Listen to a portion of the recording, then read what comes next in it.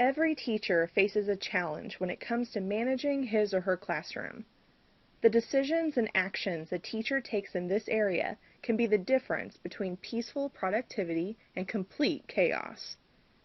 The actions and attitudes of the teacher during the first few class sessions set the tone for the rest of the term.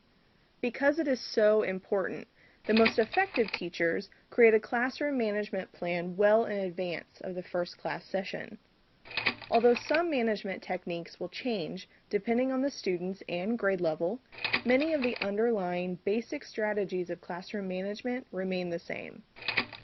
The strategies we'll discuss in this lesson involve rules, the learning environment, student engagement, and student-teacher relationships.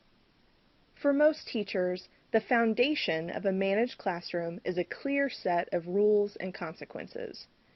Teachers need to establish general rules of conduct to ensure the classroom runs smoothly.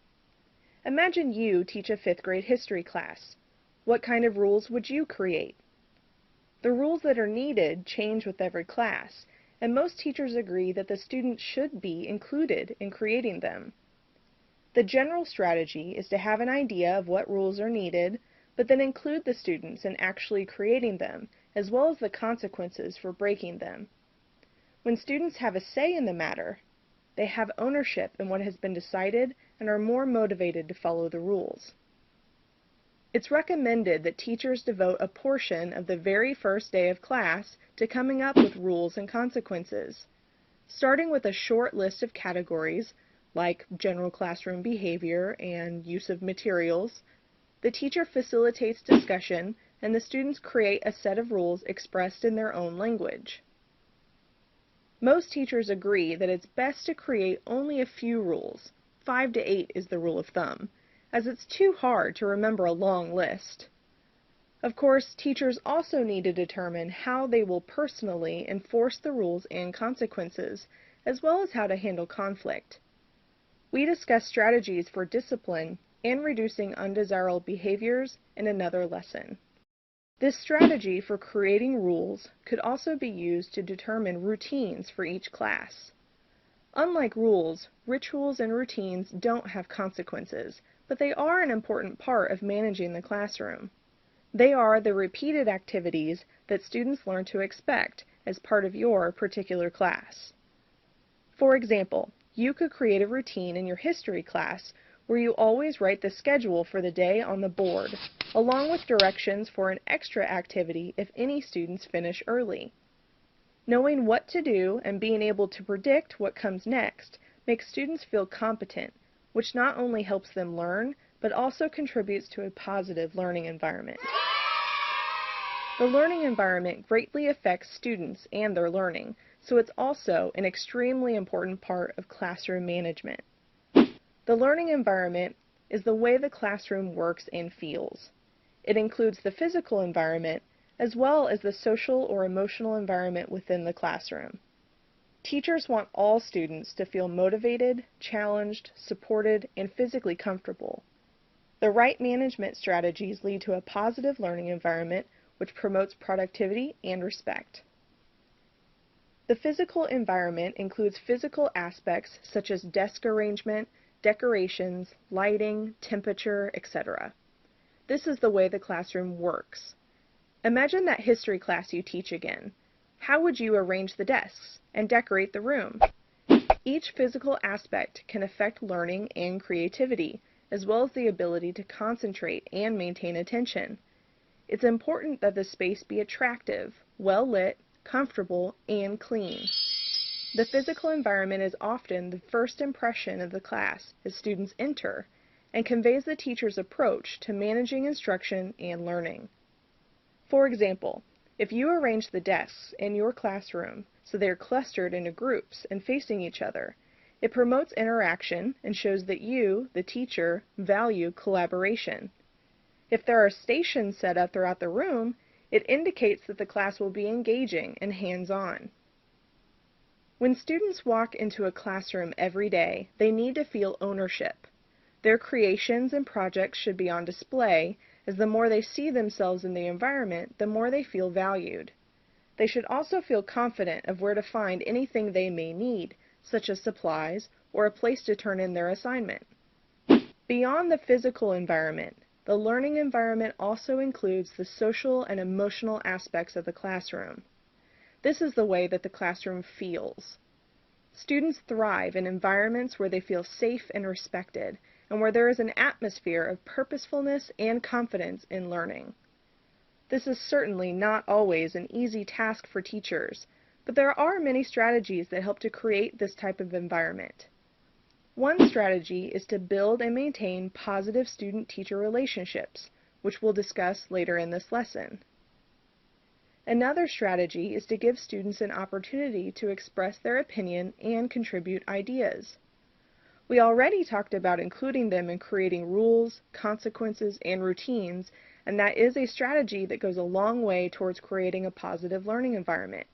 It keeps them involved and invested in the subject. On a related topic, one of the greatest challenges of managing the classroom is to keep students motivated and involved. In order for students to actively learn, they must be fully engaged and participate during the entire learning process. Student engagement involves more than just holding their attention. If you successfully engage your students, it means that they are invested in learning. They are truly interested in the material and take pride in understanding it and being able to apply it to their own lives. I'm sure you wouldn't be surprised if one of your students asked, "Why do I need to know this? When would I ever use this in real life?" You may have even asked that question yourself in a number of classes. It's because we are most motivated to learn if we see a clear purpose and relevance to our own lives. One way to engage students, then, is to use authentic activities, which are activities similar to those students would encounter in the outside world. An authentic activity regularly used in history classes is genealogy research. Having your students research and complete their family trees helps them understand how dry historical facts actually affected their families, and in turn, how it affects them. Another way to engage students and make the material relevant is to discover the things your students are interested in, such as TV shows, music, etc., and then incorporate those things as you teach new material.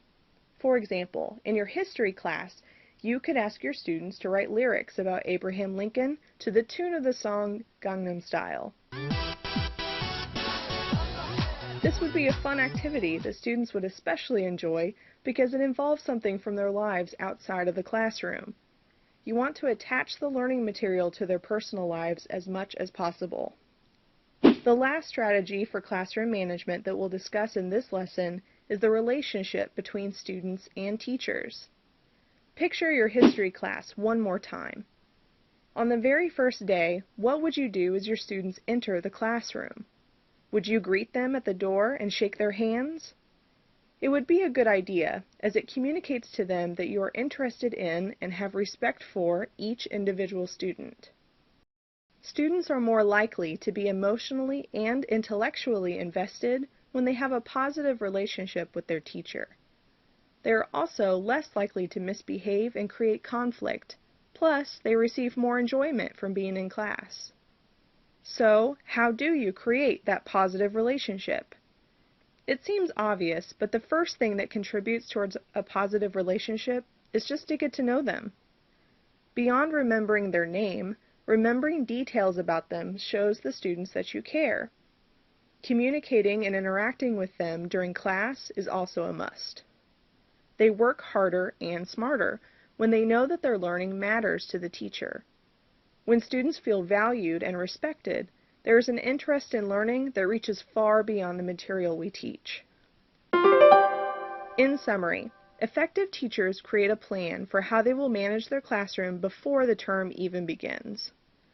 Although specific techniques may differ between classes, the basic strategies remain the same. Teachers should include students when creating rules for each class because it gives the students ownership and motivation for following them. Students should also be included when creating consequences for breaking the rules, as well as routines so that they feel competent and confident. Teachers need to be aware of the physical, social, and emotional aspects that make up the learning environment, as each aspect has an effect on the student's ability to learn. Engaging students, especially by relating the learning material to their lives, is also important. Finally, teachers should do everything they can to create and maintain positive relationships with their students. When students feel valued and respected, they feel more connected to the teacher and class and are more likely to be happier and perform better academically.